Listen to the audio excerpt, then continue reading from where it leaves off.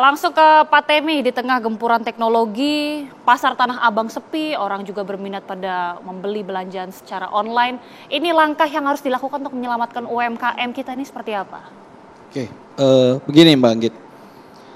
Di awal sudah saya sampaikan tadi kan, transformasi digital tidak bisa dihindari. Ya, tinggal bagaimana kita menyikapinya. Kami dari sisi pemerintah tetap harus melihat dari sisi yang fundamental tadi. Regulasi dulu kita benahi. Apakah masih ada kesenjangan regulasi yang harus kita benahi? Dan kami sudah lakukan itu walaupun sekarang masih menunggu untuk diterbitkan ya. Dan di sisi kedua pun kami juga harus bisa menoleh kepada teman-teman UMKM nih. Apakah mereka sudah siap bersaing dengan secara produk ya? Ini menjadi tugas kami dan tugas kementerian juga yang memberdayakan UMKM juga. Bukan hanya kami sebetulnya. Kami juga menyiapkan mereka untuk bisa bersaing. Kami akan di-challenge, oke, produk lokal UKM, mana sekarang produknya? Itu tugas kami menyiapkan. Dan sekarang sudah banyak produk lokal yang bagus-bagus, yang bisa bersaing. Tapi memang betul tadi, harus ada sedikit membeda. Mungkin kalau saya boleh sedikit, saya ada salah satu komika yang saya selalu dengarkan. Ada ada kata-kata begini, sedikit beda lebih baik daripada sedikit lebih baik. Artinya mungkin tadi cara berjualannya berbeda. Mungkin kalau tadi pakai 4.0 mungkin buat Mas Ibel agak-agak bingung ya. Tapi paling enggak cara berjualan yang berbeda akan memberikan kesan yang berbeda bagi konsumen. Artinya begitupun produknya. Biasanya di UMKM kita itu kalau satu buat produk laku, semua ikut-ikutan bikin. Nah, faktanya sekarang adalah kita coba untuk mendorong mereka untuk sama-sama bisa masuk ke dalam platform digital. Tapi itu bukan merupakan tujuan kita. Artinya transformasi digital menciptakan ekonomi baru. Tapi hendaknya jangan juga membunuh ekonomi yang sudah ada. Di Tiongkok pun begitu. 90% produk yang beredar di Tiongkok itu adalah produk lokal. Artinya kita harus buat seperti itu. Pemerintah punya program Bangga Buat Indonesia. Tapi mungkin saya tambahkan ya. Kalau bangga buat Indonesia, harus beli buatan Indonesia. Kalau kamu cinta tanah air, mulailah melihat produk-produk lokal, banyak yang sudah bagus. Cuma memang kalau ingin melihat keadilannya, kita harus tetap benahi regulasi.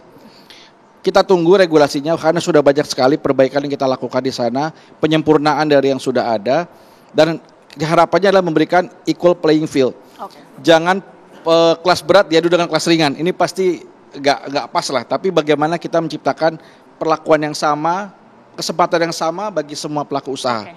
Gitu Mbak. Oke, dari pedagang mungkin dari Mas Ibel ada yang mau disampaikan juga kepada pemerintah? Silakan Mas. Minum dulu Mas.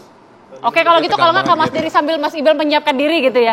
Mas Ibel ini langsung ya, bagaimana kemudian strategi konkret yang harus bisa dilakukan untuk pasar pedagang di pasar Tanah Abang, strategi Mas Dery terlebih dahulu. Siap. Sambil Mas Ibel mempersiapkan. Iya.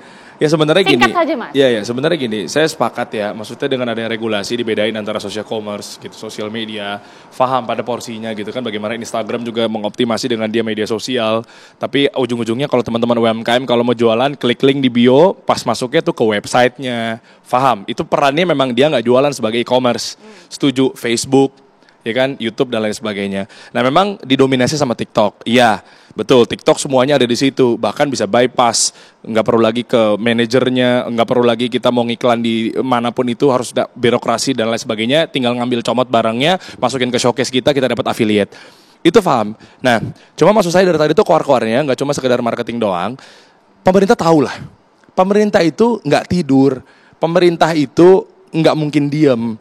Pasti dengan adanya keluar-keluar teman-teman di Tanah Abang, saya nggak bilang semua, tapi mungkin sebagian, cukup aja, iya oke. Silakan Anda dengan kritik yang santun kepada pemerintah, Pak Teten, Pak Temi, dan teman-teman yang ada di Kementerian UMKM.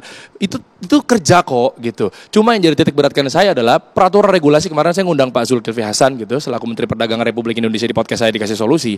Beliau bilang bahwa memang dibatasi harganya udah nggak bisa lagi jual produk-produk yang asing, itu di bawah 1,5 juta. Ya. $100 minimal. Dipisah good, sounds good, keren. Yang ini memang dipisah sebagai sosial media, itu udah paham. Cuma maksud saya, kalau cuma teriak aja, tapi nggak ada optimasinya, ya terus gimana? Kita mau nyampe kapan? Nggak bisa ngerubah masalah dengan masalah. Teriak, terus kita nggak dagang nih. Nah, silakan Anda nasihatkan kepada pemerintah dengan cara yang baik, baru optimasi strategi juga marketing yang benar. Itu loh maksud saya. Mudah-mudahan memang di Indonesia lebih maju. Terakhir, silakan Mas. Kalau dari saya pribadi sih pengennya minta ditutup aja. Minta ditutup saja. Singkat. Oke, terakhir langsung.